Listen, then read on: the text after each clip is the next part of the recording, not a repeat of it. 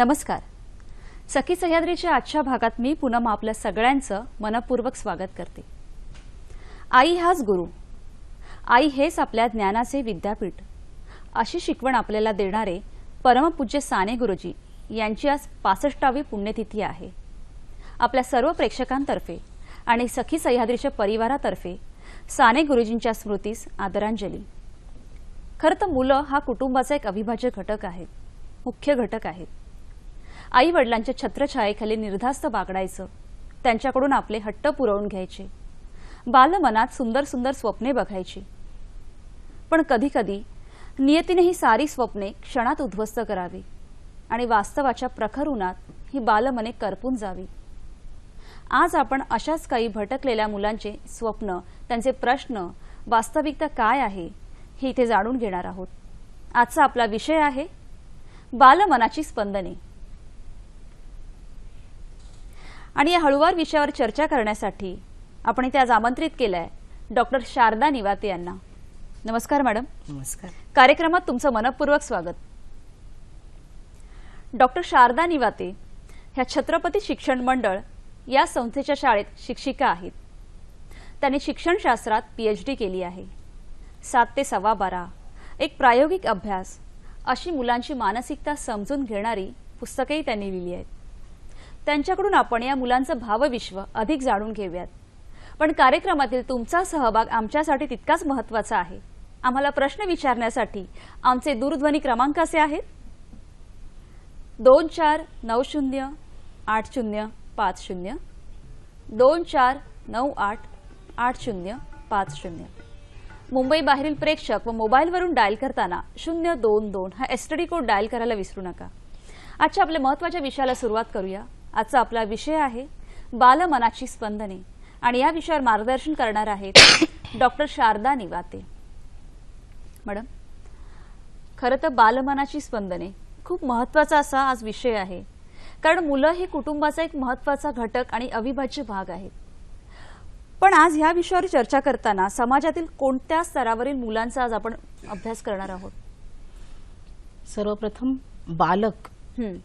आज जो आपण ज्या बालकाबद्दल बोलणार आहोत तो 6 ते 17 वयोगटातील म्हणजे अगदी बालवर्गापासून ते 9वी-10वी पर्यंतच्या मुलांचा आपण विचार करणार आहोत.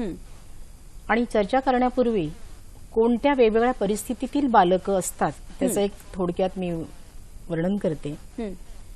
की पहिली म्हणजे ज्या मुलांचा जन्माच्या आधीच त्यांच्या स्वागताची जय्य तशी तयारी झालेली असते, फुल प्लॅन रेडी असतो, अगदी गर्भसंस्कारापासून की पुढे नंतर मग ते जन्माला येण्याआधीच त्याचं एखादं रूम ठरलेलं असतं, त्याच्यात खेळणी, त्याच्यात त्यांनी भरपूर खेळणी ठेवलेली असतात, स्वप्न त्यांच्यासाठी साकारलेलं असतं की भविष्यात त्याला काय बनवायचं हे सगळं त्यांनी ठरवलेलं असतं. आणि फक्त त्याच्या येण्याचा अवकाश बस, त्याच्या कौतुकासाठी सर्वजण घरातली रेडी असतात, तयार असतात.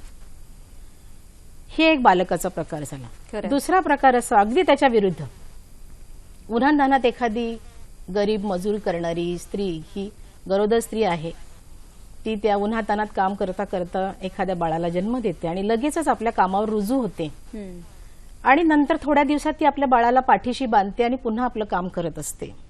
मध्येच कामात बाजूला ठेवून त्या बाळाला पाजत असते. तिथेच ते वाढत असतं, थोडंसं मोठं तिथेच रांगत असतं.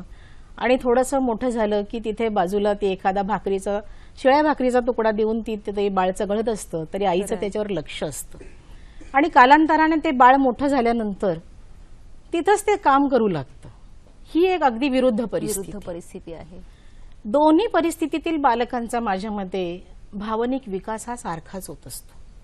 बघा, जरी एक अतिशय उच्च कोटीची परिस्थिती आहे आणि एक अतिशय गरीब घरातली परिस्थिती आहे, पण दोघांचाही भावनिक विकास सारखा होतो. याला कारण असं की त्यांची आई त्यांच्यावर सातत्याने त्यांच्या सोबत आहे.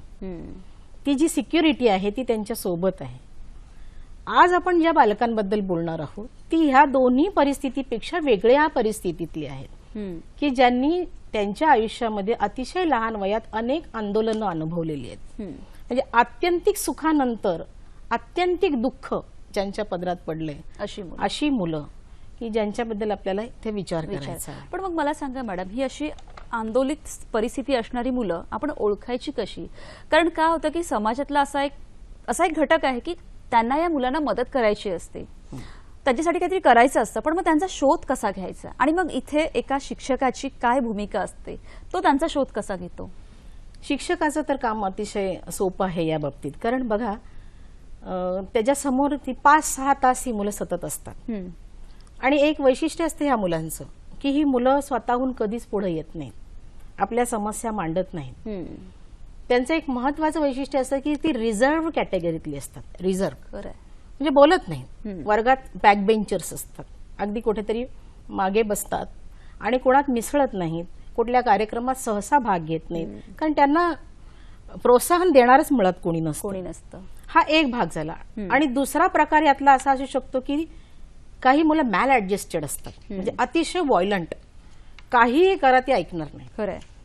हे दोन्ही प्रकारातली मुलं ही या प्रकारात मोडू शकतात.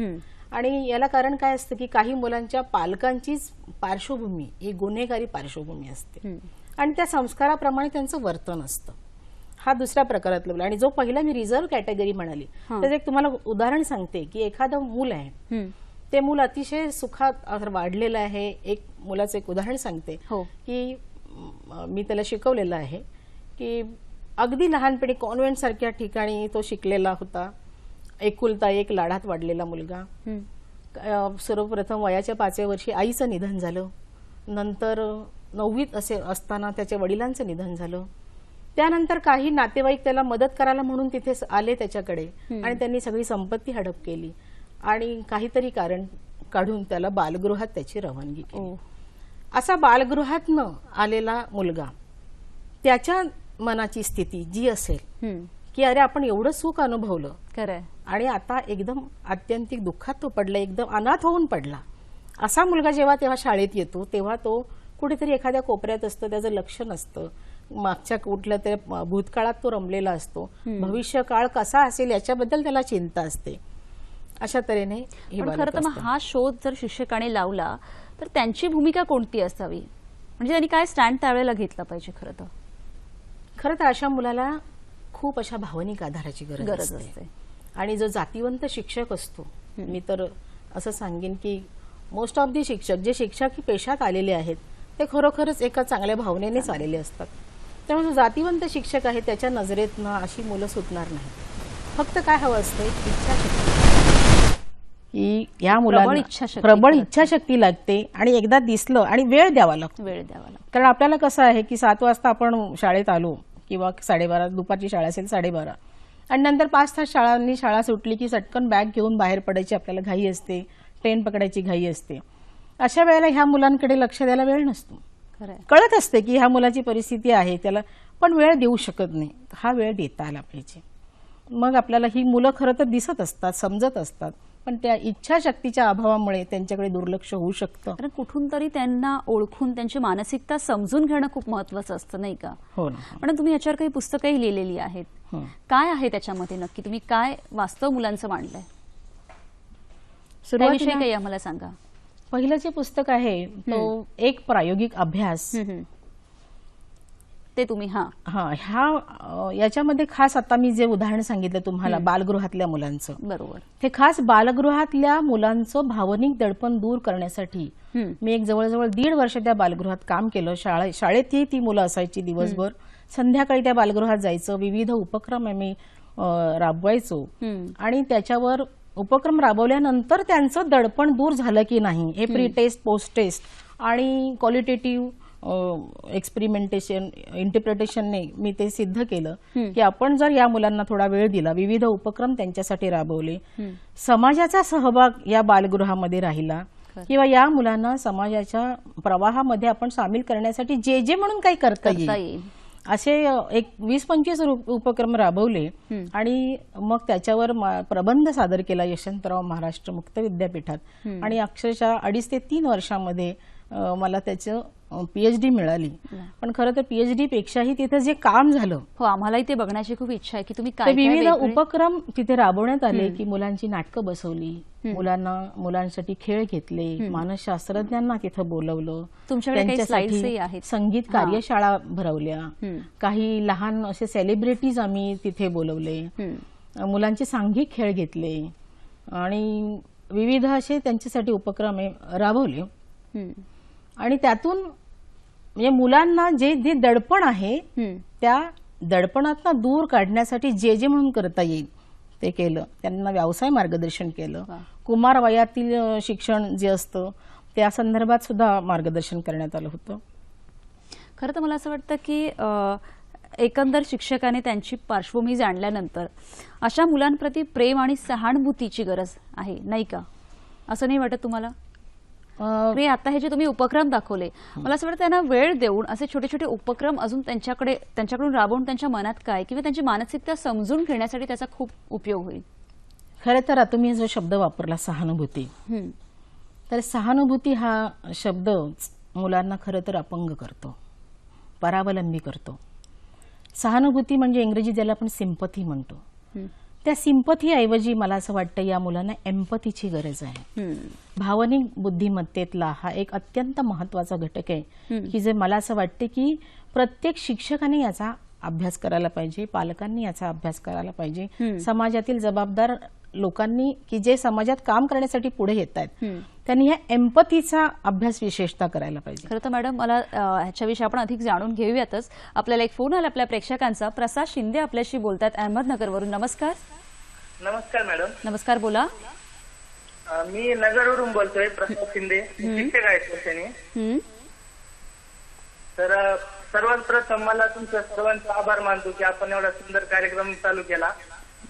मला असा प्रश्न आहे मॅडम की मी आता मराठी शाळेमध्ये शिकवतो, तर शाळेमध्ये मला अनेक प्रकारचे विद्यार्थी भेटतात. आता माझ्याकडे मागच्या वर्षी पहिलीचा वर्ग होता, तर त्या विद्यार्थ्यांना समजा मी समोर आलो तर इतक्या आनंदाने ते विद्यार्थी माझ्याकडे यायचे, मला भेटायचे, मला चेक इन करायचे. त्या 6 वर्षांच्या मुलांना इतकी आपुलकी शिक्षकाबद्दल असणं त्याचं मला खूप कौतुक वाटायचं. पण नंतर माझी जबाबदारी वाढली की त्या विद्यार्थी माझ्याजवळ का येतात आणि पर्यायाने त्या विद्यार्थ्यांना आपण काय दिलं पाहिजे. तर मॅडमला मला असं प्रश्न आहे की मॅडम मी सर्व्हिसला लागून 3 वर्ष झाले, त्याबाबत मला विद्यार्थी खूप प्रेम करतात, तर विद्यार्थ्यांना माझ्याकडून जास्तीत जास्त कशा प्रकारे ट्रीट करू आणि विद्यार्थ्यांना काय अपेक्षित असतं 1ली ते 4थीच्या वयोगटाच्या विद्यार्थ्यांना, याचं उत्तर कृपया तुम्ही द्यावे. धन्यवाद. मॅडम, विद्यार्थ्यांना खरं तर ह्या वयोगटातील विद्यार्थ्यांना काय अपेक्षित असतं, तुम्ही काय मार्गदर्शन कराल? कारण तुम्ही तर खूप उपक्रम राबवलेत त्यांच्यासाठी. 1ली ते 4थी असो किंवा कुठलंही बालक असू दे, त्याला सगळ्यात महत्वाचं हवं असतं ते अटेन्शन, त्याच्यावर लक्ष देणं. जेव्हा मुलांना असं वाटतं की आपला शिक्षक हा आपल्याकडे बघतोय, आपल्याशी बोलतोय, तेवढंच त्याच्यासाठी फार पुरेसं असतं. आणि सहज जाऊन त्याच्या डोक्यावरून हात फिरून त्याला काही विचारणं, तो कुठे राहतो, कधी कधी ना होम व्हिजिट करणं, म्हणजे बऱ्याचदा होम व्हिजिट करणं हे अत्यंत महत्वाचं असतं. आणि ह्या मुलांना समजून घेतोय आपण, त्यांच्याकडे लक्ष देतोय, हेच त्यांच्यासाठी फार महत्वाचं असतं. आणि मग त्यांच्या समस्या ह्या काही फार मोठ्या नसतात, लहान मुलांच्या त्या फार किरकोळ असतात. त्यांच्या अपेक्षा इतक्याच असतात की कुणीतरी आपल्याशी बोलावं.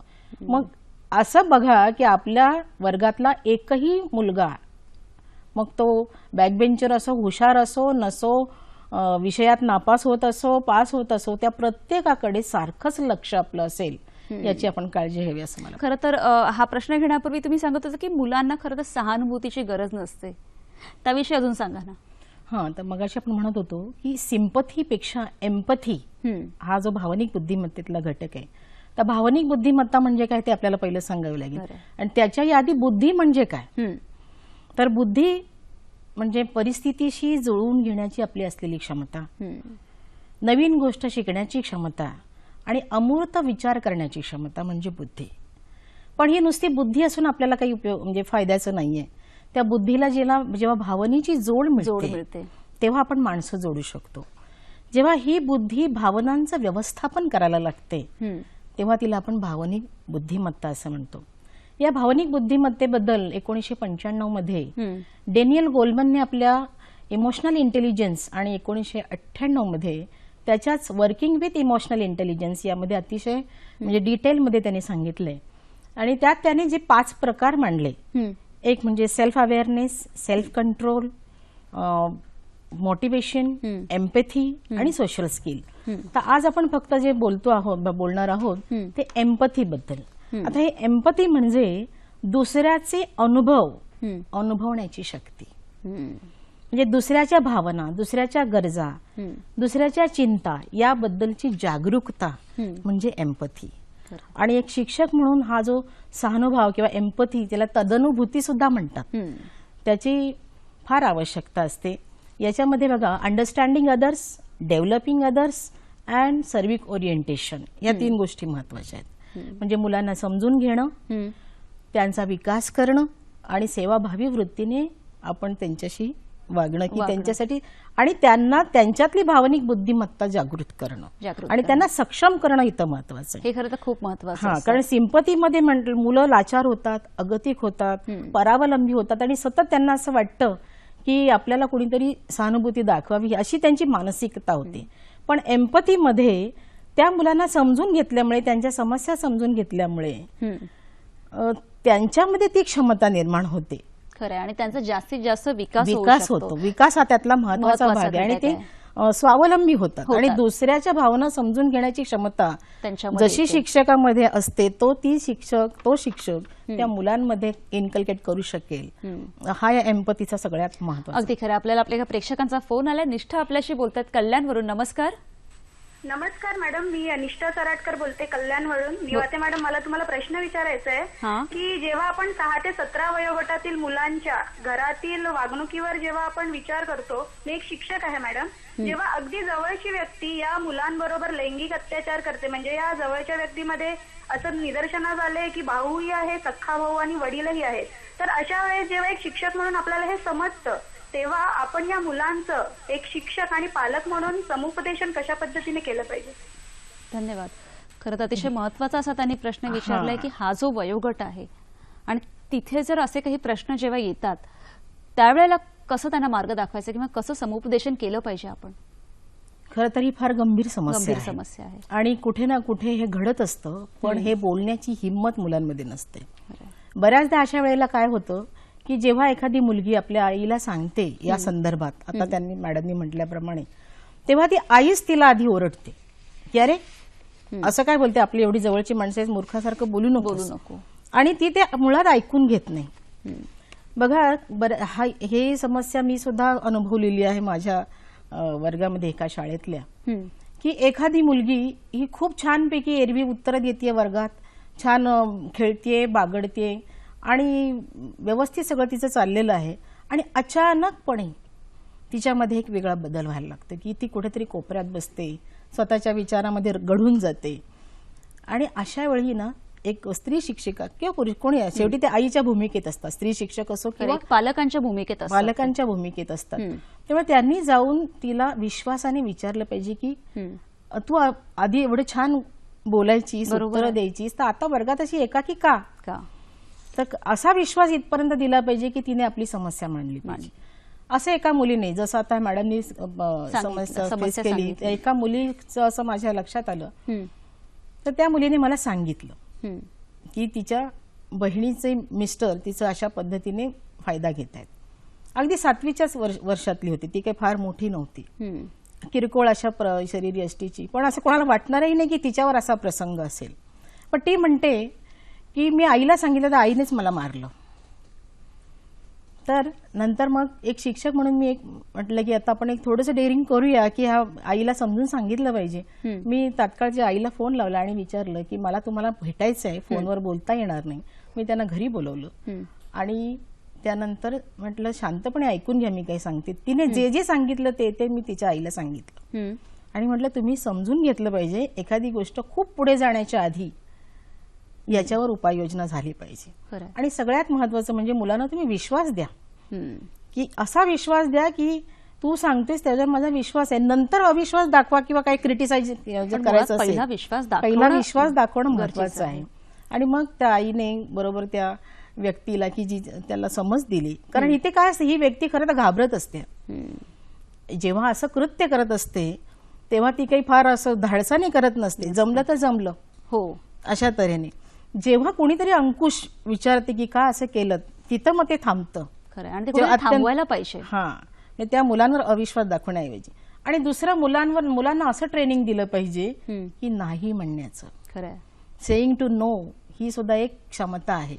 आणि ती त्यांच्यात विकसित हा, केली पाहिजे. व्यक्तिमत्व विकासाचा जेव्हा आपण विचार करतो किंवा नाही म्हणण्याची क्षमता, वाईट गोष्टीला नाही म्हणण्याची क्षमता ही मुलांमध्ये निर्माण करणं हे शिक्षक आणि पालकांचं फार मोठं म्हणजे कर्तव्य आहे. नाहीतर मग वेगळ्या प्रसंगांना त्यांना खरं सामोरं जावं लागतं. पण मॅडम, कुमार वय हे सुद्धा एक संवेदनशील वय आहे. अगदी 8वी ते 10वी ह्या गटातील विद्यार्थी जे असतात, खरं तर त्यांचं एक वेगळं विश्व तयार झालेले असतात आणि जाणीवा त्यांच्यात तयार झालेल्या असतात. मग त्यावेळेला एक शिक्षक म्हणून त्यांची कशी विशेष काळजी घेतली पाहिजे? खरं तर तुम्ही आता 8वी ते 10वी हा वयोगट अतिशय म्हणजे सेन्सिटिव्ह वयोगट आहे. या वयोगटामधली मुलं नाधड मोठी नाधड लहान अशा पद्धतीची असतात. म्हणजे आपण सोयीस्करपणे त्यांना लहान आहेस म्हणतो आणि सोयीस्करपणे त्यांना मोठं आहेस असं म्हणतो. आणि या वयातली अशी एक प्रवृत्ती असते की त्यांना अनेक नैसर्गिक गोष्टींचं आकर्षण असतंच आणि ते स्वाभाविक आहे. की ते असणं हेही चुकीचं आहे असं मला म्हणायचं नाही. मग अशा मुलांशी डील होत असताना या मुलांना आधीच त्या वयात शिरण्याआधी योग्य मार्गदर्शन करणं हे मला फार महत्वाचं वाटतं. कारण जी नैसर्गिक जिज्ञासा त्यांच्यामध्ये निर्माण होत असते ती जिज्ञासा जर आपण पालक म्हणून किंवा शिक्षक म्हणून पूर्ण करू शकलो नाही तर ही जिज्ञासा ते कुठेतरी जाऊन पूर्ण करणारच आहेत. मग कुठेतरी जाऊन पूर्ण करत असताना जर समाजातल्या काही अशा फायदा घेणाऱ्या व्यक्ती त्यांना भेटल्या तर ही जिज्ञासा कुठपर्यंत जाईल, म्हणजे कुठपर्यंत त्यांना एक वाईट वळण लागू शकतं, वेगळं वाईट वळण विपरीत मार्गदर्शन त्यांना मिळू शकतं. म्हणजे पालकसारखे चित्रपट आपण पाहिलेत की विपरीत मार्गदर्शन कसं असते त्याचं चांगलं उदाहरण आहे. आणि या वयामध्ये आकर्षण ही अतिशय स्वाभाविक गोष्ट आहे, नैसर्गिक गोष्ट आहे. अगदी खरं मॅडम, आपण त्याविषयी बोलूयाच. मनीषा आपल्याशी बोलताय संगमनेरवरून. नमस्कार. हॅलो. हा, नमस्कार. मनीषाशी बोला. हा, मला शारदा मॅडम एक प्रश्न विचारायचा आहे की ज्यावेळी मुलं लहान असतात त्यांना बोलता येत नसतं त्यावेळेस आई वडिलांना त्यांची भाषा समजते, परंतु ज्यावेळेस ही मुलं 8वी 9वी 10वीला जातात आणि त्यांना फार बोलायचं असतं पण ते आई वडिलांशी बोलत नाही आणि आई वडिलांना असं वाटतं की हे मुलांना काहीच कळत नाही. आपल्या पालकांची भूमिका काय असेल की जेणेकरून मुलं त्यांची सगळी जी आहेत मनातले प्रश्न किंवा त्यांच्यासोबत ते काय घडतंय बाहेर ते पालकांशी कसं बोलतील, ते पालकांची भूमिका काय असावी? धन्यवाद. तेच मगाशी आपण त्याचं उत्तर दिलेलं आहे की पालकांनी मुलांच्या मनात त्यांच्याबद्दलचा विश्वास निर्माण करणं हे इथं अत्यंत महत्वाचं आहे.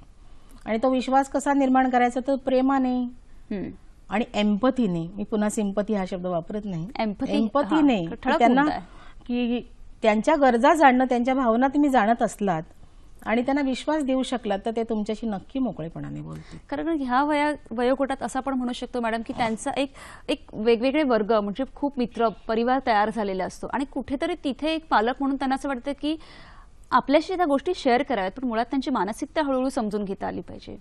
पण ह्या वयामध्ये प्रेम आणि आकर्षण यातला भेद ही मुलं जाणू शकत नाहीत. त्यावेळी पालकांची तर पण शिक्षकांची काय भूमिका असली पाहिजे? प्रेम आणि आकर्षण ह्या अगदी भिन्न गोष्टी आहेत. आकर्षण ही अतिशय तात्कालिक गोष्ट असते आणि ते कोणालाही कोणाबद्दलही निर्माण होऊ शकतं, कधी निर्माण होऊ शकतं, ते जातं येतं. आणि या वयातलं आकर्षण हे तर स्वाभाविक आहे कारण त्यांना सगळं जाणायचं असतं, ती मोठी होत असतात, त्यांची शरीर मन भावना यांचा विकास होत असतो. आणि आकर्षण ही स्वाभाविक गोष्ट आहे हे आधी पालकांनी आणि शिक्षकांनी त्यांना समजून दिलं पाहिजे. आणि आकर्षण असतानाच जर तुम्ही त्यांना वेगळी ट्रीटमेंट दिलीत, जेव्हा एखाद्या गोष्टीला विरोध होतो ना तेव्हा ती मुलं, ह्या वयातील मुलं त्याच्या मागे जास्त जातात. विरोध करण्यापेक्षा त्यांना ह्या गोष्टी जर समजून सांगितल्या की हे असं असणं स्वाभाविक आहे, मी लहान असताना सुद्धा अशा पद्धतीने मला आकर्षण वाटत होतं, किंवा प्रत्येक माणसाला ह्या 8वी ते 10वीच्या वर्षामध्ये जेव्हा आपण मोठे होतोय तेव्हा हे आकर्षण वाटतंच, पण हे काही खरं प्रेम नाही. मग खरं प्रेम म्हणजे काय हे सुद्धा मुलांना सांगायला पाहिजे. खरं तर पालक इथे सुद्धा त्यांच्याशी संवाद साधू शकतात. तर खरं प्रेम याची जर व्याख्या त्यांना सांगितली की खरं प्रेम म्हणजे कमिटमेंट असते. आजकालच्या मुलांमध्ये आता बघतो आपण 18 ते 20च्या वयोगटात सुद्धा 4 ते 5 वेळा त्यांचे ब्रेकअप आणि पॅचअप होताना आपल्याला दिसतात. म्हणजे ही काही फार नवीन गोष्ट नाही. अगदी शाळेमध्ये सुद्धा 8वीतली एखादी मुलगी म्हणते, आपण तिला ओरडलो, काय त्या मुलाबरोबर फिरवतेस? नाही मॅडम, आता माझा त्याचा ब्रेकअप झालाय. म्हणजे तिचं कधी पॅचअप झालं होतं ते पण आपल्याला, हाही एक मोठे प्रश्न आहे. त्यामुळे खरं प्रेम म्हणजे कमिटमेंट असते. जसं आता 50-60 वर्ष एखाद्या जोडीदाराचा संसार चाललेला अशी आजी आजोबांचं उदाहरण आपण ह्या मुलांना देऊ शकतो की प्रेम याचा अर्थ की गुण दोषासकट एखाद्याचा स्वीकार करणं. पण हळूहळू त्यांना ती समज देणं खूप गरजेचं असतं. आपल्याला एका प्रेक्षकांचा फोन आलाय. दत्तात्रय आपल्याशी बोलतात चुनाभट्टीवरून. नमस्कार. नमस्कार मॅडम. हा नमस्कार, बोला. तुम्हाला दोघींनाही आमचा नमस्कार. धन्यवाद. हा बोला. हा बोला. दोघींनाही नमस्कार माझा. नमस्कार. हा तर अतिशय सुंदर असा कार्यक्रम चालला आहे, त्याबद्दल तुमचा धन्यवाद. आणि प्रश्न असा आहे की आता सांगितलं की वाईट गोष्ट नाही म्हणा, आता जी आहे तर चांगली गोष्ट आम्ही सांगितलं तर तयार नसतात. हा प्रश्न विचारा. प्रश्न असा आहे की बरीच चांगली गोष्ट आहे त्यालाही ते हो म्हणत नाही, त्यांचा नकार असतो. बर. नाही धन्यवाद. त्यांना जे म्हणायचं होतं की नाही म्हणण्याची क्षमता पण म्हणजे चांगल्या गोष्टीला नाही म्हणण्याची नाही. मी आधीच ते स्टेट केलं होतं की वाईट गोष्टीला, विघातक गोष्टीला, म्हणजे त्यांना आधी वाईट गोष्ट म्हणजे काय, विघातक गोष्ट म्हणजे काय हे आधी समजून सांगितलं पाहिजे. जसं मगाच्या समस्येसंदर्भात जर अतिशय लहान मुलांवर असे काही प्रसंग येतात, त्या प्रसंग येण्याआधीच त्यांना अशा पद्धतीने शिक्षण दिलं पाहिजे की वाईट स्पर्श म्हणजे काय, चांगला स्पर्श म्हणजे काय. याच्या संदर्भामध्ये हा विषय आपला पुढे येणारच आहे. तुम्हाला याचा प्रश्नाचं उत्तर नक्की मिळेल. आणि मुलं चांगलं ऐकत नाहीत ही काही फार मोठी समस्या नाही हो, कारण शेवटी मुलंच आहेत तुम्ही त्यांना कलेने, त्यांच्या कलेनं त्यांच्या भावना समजून जेव्हा त्यांच्याशी डील व्हाल आणि मग पुन्हा तोच की तुम्ही त्यांना विश्वास दिलात की तुमचं ते नक्की ऐकतील. थोडंसं आधी त्यांचं पण थोडंसं ऐकलं पाहिजे आपण. त्यामुळे शेवटी ती बालक आहेत, ती काही मोठी डेव्हलप झालेली नाहीत, त्यांचा विकास करणं हेच आपलं काम आहे. खरं तर आता असं मॅडम तुम्ही सांगितलं की जिज्ञासापूर्ती किंवा त्यांच्या प्रश्नांना उत्तरं द्या, पण काही वेळेला एका तज्ज्ञासारखं पालकांना हे जमत नाही, तर त्यावेळेला त्यांनी कोणाची मदत घ्यावी? कारण मुलांचे प्रश्न खूप असतात आणि त्यांना उत्तरं मिळणं हे खूप महत्वाचं असतं. आणि जेव्हा ती उत्तरं त्यांना आपल्या पालकांकडून किंवा जवळच्या व्यक्तीकडून मिळत नाही, त्यावेळेला जसं मगाशी तुम्ही सांगितलं ते दुसऱ्या घटकांकडे वळतात. बरोबर. त्यावेळेला काय करता येईल? खरं तर याची प्रोव्हिजन शासनाने सुद्धा केलेली आहे. बरं. म्हणजे कुमारवयातील शिक्षण हा एक प्रकार शिक्षण खात्यामार्फत प्रत्येक शाळेमध्ये हा कंपल्सरी राबवला जावा. अच्छा. म्हणजे अगदी मी शाळेत असल्यापासून, म्हणजे 30 वर्ष आधीपासूनही मी सांगते की तेव्हाही आम्हाला कुमारवयातील शिक्षण हा प्रकार शासनाचा आधीपासून आहे, पण बऱ्याच शाळात तो राबवला जात नाही. आणि बऱ्याच शाळात राबवलाही जातो, म्हणजे मला कोणावर आरोप नाही करायचा आहे, पण काही ठिकाणी तो अनवधानाने राहतो. कधी शाळेचं अतिशय टाईट शेड्यूल असतं आणि मग हे कार्यक्रम घ्यायचे राहिले जातात. तर तिथे आता ह्यांनी जे विचारले, म्हणजे आता तुम्ही म्हटलात की त्यांना आपण एक तज्ज्ञ शिक्षक तिथं असतोच एखादा तरी शाळेत की जो मुलांप्रती सेन्सिटिव्ह विचार करत असतो. आणि दुसरं की डॉक्टरांची मदत घ्यायची असते याच्यात. आणि मग डॉक्टरांकडे काही किंवा शासनाने सुद्धा काही स्लाइड शो उपलब्ध करून दिलेत कुमार वयातील शिक्षणासंदर्भामध्ये. यामध्ये त्या मुलींचे आणि मुलांचे सेपरेट असे ते शोज असतात आणि शाळेत ते वर्षातनं 1-2दा राबवावेत आणि त्याचा फॉलोअप घ्यावा, मुलांशी त्या संदर्भात चर्चा व्हावी, अशी सगळी प्रोव्हिजन ही प्रशासनामध्ये केलेली आहे. आणि यामध्ये त्या स्लाइड शो मध्ये मुलांचा प्रथम शारीरिक विकास कसा होतो आणि त्या शारीरिक विकासाला अनुषंगून त्यांचा भावनिक आणि मानसिक विकास कसा होतो या संदर्भातलं अगदी सविस्तर चित्र दाखवले जातात. त्यानंतर त्याच्यावर चर्चा घडवून आणली जाते आणि मुलांच्या प्रश्नांना तज्ज्ञ मंडळी उत्तरं देतात. म्हणजे काही वेळा आपल्याला जे काही वाटतं की कसं बोलायचं ह्या विषयावर मुलांशी, खरं तर आईची भूमिका फार महत्वाची आहे. मॅडम, मला असं वाटतं की तुम्ही पालकांनाही थोडं मार्गदर्शन करावं की त्यांनीही कशा पद्धतीने त्यांना समजावून सांगावं किंवा कोणत्या तज्ज्ञांची म्हणजे मदत घ्यावी. खरं तर आजकाल असं झालंय की मॅच्युरिटीचं जे वय आहे ना ते खूप कमी झालं. म्हणजे 9-10 वर्षातच मुलींना मॅच्युरिटी येते.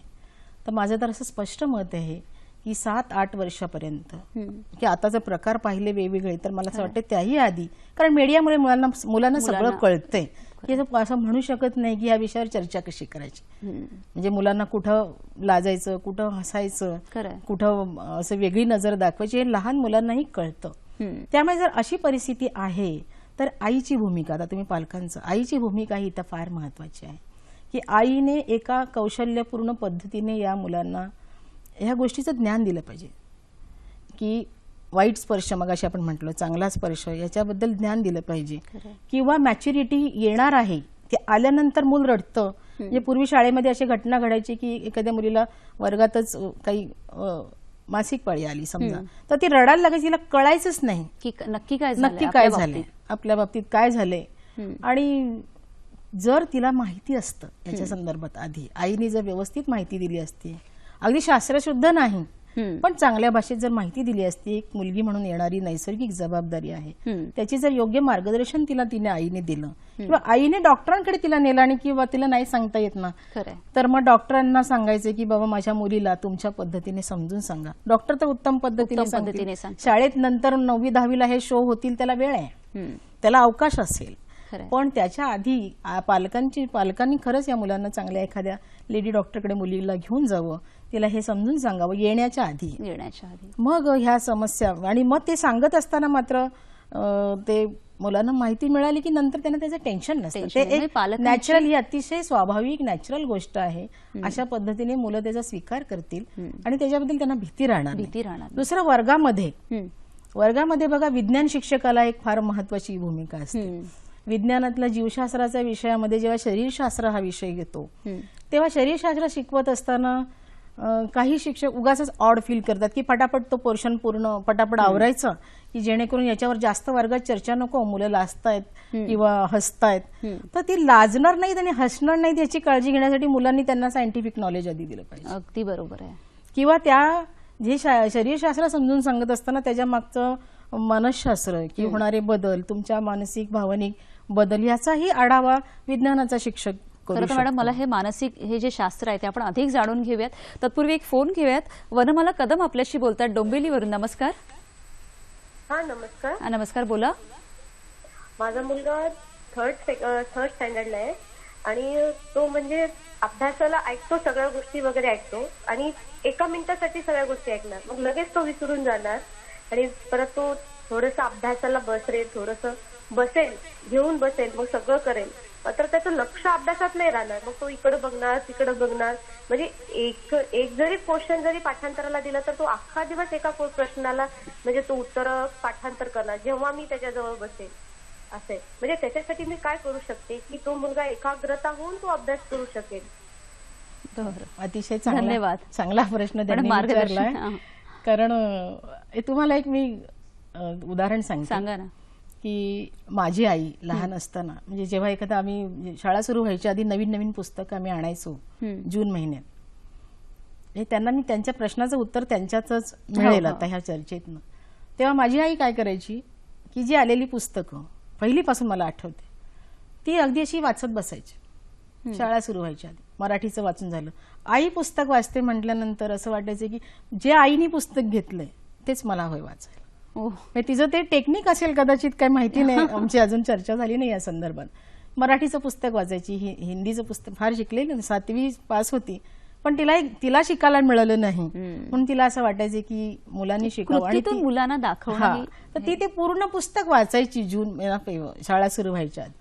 आणि मग ती वाचते म्हटल्यानंतर आम्हाला असं वाटायचं की आई वाचते म्हणजे हे काहीतरी चांगलं आहे, म्हणजे त्या अभ्यासाचं ओझं नाही वाटलं पाहिजे, की हा अभ्यास आनंददायी कसा होईल याचा विचार पालकांनी जर केला तर ते तुमच्या प्रश्नाचं उत्तर याच्यातच मिळेल.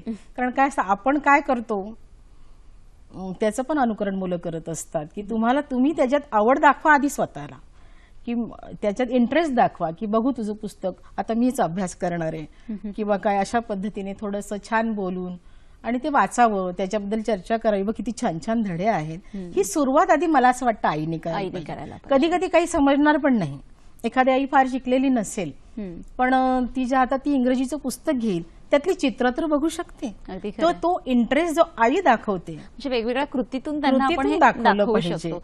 आणि त्यांना ती आवड निर्माण, म्हणजे अभ्यास हे ओझं नाही तर अभ्यास ही अत्यंत आनंददायी प्रक्रिया आहे हे त्याच्या मनावर सहज बिंबलं पाहिजे. बिंबलं. खरं तर आता आपण ज्या पुस्तकांवर बोलतोय, तुमचंही अजून एक पुस्तक आहे 7 ते 12:15, त्याविषयी काही सांगा ना. 7 ते हा हा 12:15 हम्म, हे जे पुस्तक आहे हम्म, ते पुस्तक म्हणजे खरं तर एक अत्यंत जिवंत असे अनुभव आहे. हम्म, म्हणजे एक असा एक SSC बोर्डाचा एक प्रकल्प होता हम्म, 2 वर्षापूर्वी राबवलेला आणि त्या प्रकल्पाला मला 25,000ची स्कॉलरशिप मिळाली होती. हम्म. आणि त्या प्रकल्पाअंतर्गत असं होतं की शिक्षक आणि विद्यार्थी यांच्यातील सुसंवाद हम्म. कसा असावा, अरे वा. हा सुसंवाद नसेल तर आपण काय करू शकतो, हा विषय होता. आणि त्या विषयाच्या संदर्भात चर्चा चिंतन करत असताना हम्म. मी केस स्टडी करायचं ठरवलं बरं.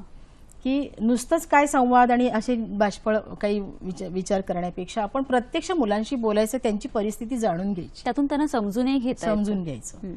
आणि अशी 50 आमच्याच रायगड जिल्ह्यातल्या 5 शाळांमधली 50 मुलांवर मी हा साधारण प्रयोग केला आणि त्यातल्या एका शाळेतल्या मुलांचा खास डीप स्टडी केला होता. आता कोणती शाळा ते मी तुम्हाला आता सांगत नाही. हम्म. त्या डीप स्टडीमध्ये मुलं जेव्हा सुसंवाद साधत नाहीत, हम्म. ती का साधत नाही याच्या मागे त्यांची जी कौटुंबिक आणि सामाजिक परिस्थिती असते की ज्याचा आपण शहरातली मुलं विचार सुद्धा नाही करू शकणार. ज्या समस्या आहेत त्या समस्यांचा या पुस्तकात आढावा घेतलाय. बरं. आणि ते संशोधन झाल्यानंतर एक कथासंग्रह लिहावा, कारण संशोधनाचं पुस्तक कोणी वाचत नाही. तर म्हणून त्याच्यावर आधारित मग जे एक सार्वत्रिक सत्य आपल्याला मांडता येईल खरं. की ती एक परिस्थिती आहे, मग दुसऱ्या शाळेत दुसरी परिस्थिती आहे, त्याचं कॉम्बिनेशन आणि त्याला एक कल्पनेचे रंग देऊन हे एक कथा यातल्या साकार झालेल्या अरे आहे. वा. आणि त्यातून खरं तर विद्यार्थ्यांना आणि शिक्षकांना दोघांनाही मार्गदर्शन मिळणार आहे, कारण ते एक संशोधनच आहे. संशोधन आहे. खरंच अगदी अप्रतिम. आपल्या प्रेक्षकांचा एक फोन घेऊया. विकास चव्हाण आपल्याशी बोलतात ठाण्यावरून. नमस्कार. नमस्कार विकासजी, बोला. हा, नमस्कार मॅडम. आपल्याला नमस्कार आणि डॉक्टर शारदा निवाते मॅडम यांनाही नमस्कार. अतिशय आपण चांगला असा विषय आज घेतलेला आहे. त्या संबंधी माझा एक प्रश्न आहे की शाळेमध्ये विविध वर्गांमध्ये 2-2, 3-3 असे स्लो लर्नर्स असतात, ज्याला आपण गतिमंद असं म्हणतो. तर असे जे गतिमंद विद्यार्थी असतात ते इतर विद्यार्थ्यांच्या मानाने अभ्यासामध्ये थोडेसे मागे असतात. शिक्षकाचं लक्ष असलं तर त्यामध्ये बदल होऊ शकतो, परंतु जर का नसलं शिक्षकाचं लक्ष आणि त्याला हँडल करण्याची जी पद्धती आहे ती कोणत्या पद्धतीची असावी जेणेकरून त्यामध्ये आपल्याला सुधारणा करतो, हा माझा प्रश्न आहे डॉक्टर निवाते मॅडम. धन्यवाद. अतिशय चांगला प्रश्न आहे. हा. खरं तर हाही आमच्या अनुभवाचा नेहमीचाच भाग आहे की वर्गामध्ये पहिल्या बेंचवर ही 90%, 80% या रेंजमधली मुलं असतात, ती अतिशय असतात. आणि आम्ही शिकवल्यानंतर एखादं उदाहरण दिलं आणि उदाहरण देऊन हुशार मुलांनी सोडवलं की लगेच पुढे जातो. जनरली सांगते, जाऊ नये हा भाग पुढचा आहे. आणि मग अशी बाकीची जी मुलं आहेत, आता गतिमंद म्हटले ते, ही गतिमंद म्हणजे थोडे अभ्यासात मागे, काही तर खूपच मागे असतात की ज्यांचं वाचन लेखनाचा सुद्धा समस्या प्रश्न असतो. आजकाल 8वी पर्यंतच्या पास या प्रकारामुळे की पहिलीत जरी काही आले नाही तरी तो 8वी पर्यंत जातो. कशा पद्धतीने जातो हे आम्हाला शिक्षकांना माहीत आहे, किंवा नाही त्याला एखादी येत असेल गोष्ट तर ते अजून सोपे पेपर्स काढून आणि मग त्याच्या पद्धतीने त्याला पास करत करत तो 8वी पर्यंत आलेला असतो. आणि मग त्याला जेव्हा या 9वीच्या गटामध्ये येतो किंवा त्यावेळेला तो इतरांशी कोपअप करू शकत नाही. मग अशा मुलांना त्यांना जेवढं जमेल, त्यांना जे आवडेल, त्यांना जे भावेल, किंवा त्यांना नक्की समस्या कुठली आहे, वाचनाची आहे की लेखनाची आहे का त्यांची मानसिक समस्या आहे, या सगळ्याचा अभ्यास हा शिक्षकांनी केला पाहिजे आणि त्या पद्धतीने त्याच्याशी वर्तन केलं पाहिजे. त्याला येत नाही म्हणून अशा मुलाला तर बिलकुल ओरडू नये, सगळ्यात महत्वाचं, कारण त्याला कळतच नाही आपल्याला का ओरडतात. खूप महत्वाचा असा एक मुद्दा आहे हा, की त्यांना कळतच नाही, हे तर मला जमणारच नाही ना. मग काय, मग तो मस्ती करायला लागतो, मग वर्गात काहीतरी मग खोड्या काढायला लागतो. मग जर त्या मुलाला त्याला झेपेल असा अभ्यास, म्हणजे एखाद्याला जर कठीण उदाहरण दिलंय तर त्याला तुम्ही पाढेल्याला देऊ शकता किंवा एखादं चांगलं छानशी अंकलिपी देऊन म्हणा तू हे लिहित बस, त्याला बिझी ठेवणं की हे पण छान आहे. किंवा एखादं चित्राचं पुस्तक द्या, तुम्ही चित्र काढायला सांगा. कारण इतकी गतिमंद असतात, म्हणजे सरांच्या बोलण्यावर माझ्या असं लक्षात येईल की ही मुलं पुढं नाहीच करू शकणार, गतिमंदच त्याला म्हणतात. मग ह्या मुलांना वेगळ्या पद्धतीने वेगळा अभ्यास देऊन सोपं काहीतरी करून त्यांना जे काही येतं त्याच्यात त्यांना कशी प्रगती घेता येईल, गती घेता येईल, ते महत्वाचं आहे. आणि दुसऱ्या हुशार जी काही बऱ्यापैकी मुलं असतात त्यांच्या संगतीत त्याला थोडं थोडं ठेवावं की त्यांचं मार्गदर्शन त्याला मिळेल. नाहीतर ती मुलं खरंच मागेच्या मागेच राहतात, त्यांच्याकडे कुणीच लक्ष देत नाही आणि ती मग मस्ती करत राहतात आणि फक्त ही मुलं काहीच करणार नाहीत असंच बोलून आपण त्यांच्याकडे दुर्लक्ष करतो. बोलून उपयोग नाही, तर त्यांच्या कलाकालाने त्यांना काय जमतंय ते त्यांना समजावून सांगणं खूप महत्वाचं. मॅडम, खरं तर इथे शाळेची शिक्षकांची भूमिका खरंच खूप महत्वाची आहे, तज्ज्ञांचं मार्गदर्शनही हवं. पण अजून अशी काय परिस्थिती असते की मुलांच्या समस्यांना वेळीच उत्तर मिळालं तर पुढचे महत्वाचे किंवा गंभीर गुन्हे किंवा घटक आपण जे म्हणू शकतो त्यांना वेळीच आवर्त घेता येईल? काय मार्गदर्शन करायला हवं? आता गुन्हेगारी संदर्भात म्हटलं तर आता जो मगाशी विषय राहिला होता आपला की ज्या पार्श्वभूमीतल्या मुलांबद्दल आपल्याला विशेषतः बोलायचं आहे ते बालगृहातील मुलं. ही जो माझा मूळचा संशोधनाचा विषय आहे की बालगृहातील मुलं ही ज्या पार्श्वभूमीतनं बालगृहात येतात त्याचा अभ्यास होणं इथं गरजेचं आहे. कारण ज्या एक बालगृहातल्या शिक्षिका होत्या त्या नेहमी म्हणायच्या की मॅडम की या मुलांकडे बघण्याचा दृष्टिकोन समाजाचा हा फार चांगला नाही. तो दृष्टिकोन चांगला होण्यासाठी आपल्याला काय करावं लागेल ही त्यांची आमची नेहमी चर्चा व्हायची. बदलला पाहिजे. एक म्हणजे पहिलं आता ज्याला आपण बालगृह म्हणतो, पूर्वी एक रिमांड होम अशीच एक संकल्पना होती. रिमांड होम म्हणजे जिथे गुन्हेगार मुलं येतात असं आपल्याला वाटतं फक्त, पण तसं नाहीये. आता त्याचं नामांतरण झालंय की निरीक्षण गृह बालगृह असं एक नामांतरण झालंय. हे निरीक्षण गृह वेगळं आहे आणि बालगृह वेगळं आहे. निरीक्षण गृहामध्ये गुन्हेगार मुलं येतात, आता तुम्ही म्हटलात त्याप्रमाणे ती गुन्हेगार ती वेगळी. आणि बालगृहामध्ये तिथेच एक पार्टिशन असतं. इकडे बालगृहामध्ये अशी मुलं असतात की जी अनाथ आहेत, निराधार आहेत, ज्यांचं कोणीही नाही किंवा स्वतःच्या पालकांनी वेगवेगळ्या कारणामुळे सोडून दिलेलं आहे. त्याचे कारणच मी उदाहरण तुम्हाला सांगेन. किंवा आर्थिकदृष्ट्या पालन पोषण करण्यास जे सक्षम नाहीत असे पालक किंवा एक पालकत्व असलेले की वडिलांचा आधार गेला, आई एकटीच आहे, कुठेतरी मजुरी करते, त्या मुलाला पालन करू शकत नाही, अशी मुलं येतात. पूर्वी असं होतं, आता नाही. आता ते हे झाले की आपल्या मुलांवर नियंत्रण नसलं तरी सुद्धा त्यांना बालगृहात बोर्डिंग स्कूलला पाठवणं हा जो प्रकार होता, आता ते नाही. आता ते कायद्यानेच ते बंद आहे की आपल्या मुलांना आपण 2 पालक असेल तर त्याला बालगृहात आता प्रवेश नाही. पूर्वी तसाही प्रवेश मिळायचा. किंवा दुसरी गोष्ट की आपल्याच कुटुंबामध्ये मगाशी जसा विषय झाला की लैंगिक शोषण होतंय, शारीरिक शोषण होतंय, त्यांना काहीतरी त्रास होतोय म्हणून घर सोडून पळून आलेली मुलं जी कुठेतरी पोलिसांना सापडतात आणि त्यांना तिथे आणून ठेवतात. आणखीन एक प्रकार म्हणजे रस्त्यावर भीक मागत फिरणारी मुलं. अशांनाही एक पोलिसांमार्फत इथे या संस्थांमध्ये आणलं जातं. विविध कारणांमुळे ही जी बालकं आहेत ती आपल्या घराला कुटुंबालाही पारखी झालेली असतात किंवा ही स्वतः येतात किंवा आणली गेली जातात. आणि त्यांना मग एखाद्या सर्वसाधारण शाळेमध्ये प्रविष्ट केले जातात. म्हणजे ते शिकतात कोणाबरोबर, तर जी कुटुंबात राहणारी जी अशी सधन असतील किंवा ज्यांना प्रेम मिळतंय अशा मुलांच्या सोबतही शिकत असतात.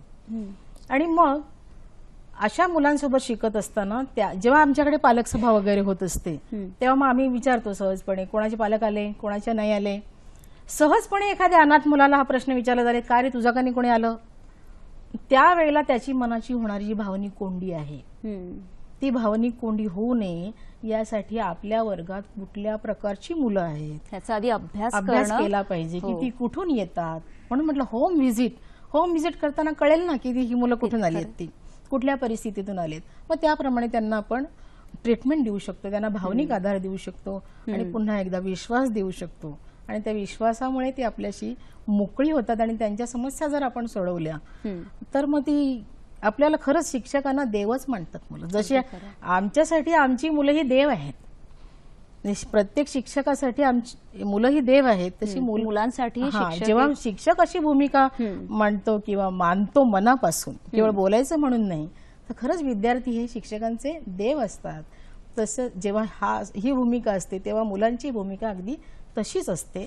त्यामुळे अशा मुलांना समाजाच्या मुख्य प्रवाहात आणण्यासाठी जसं शिक्षकांनी प्रयत्न करायला पाहिजे तसं समाजातल्या जबाबदार घटकांचीही तेवढीच महत्वाची भूमिका. आपण एक प्रश्न घेऊया. अरुण शेळके आपल्याशी बोलतायत कराडवरून. नमस्कार.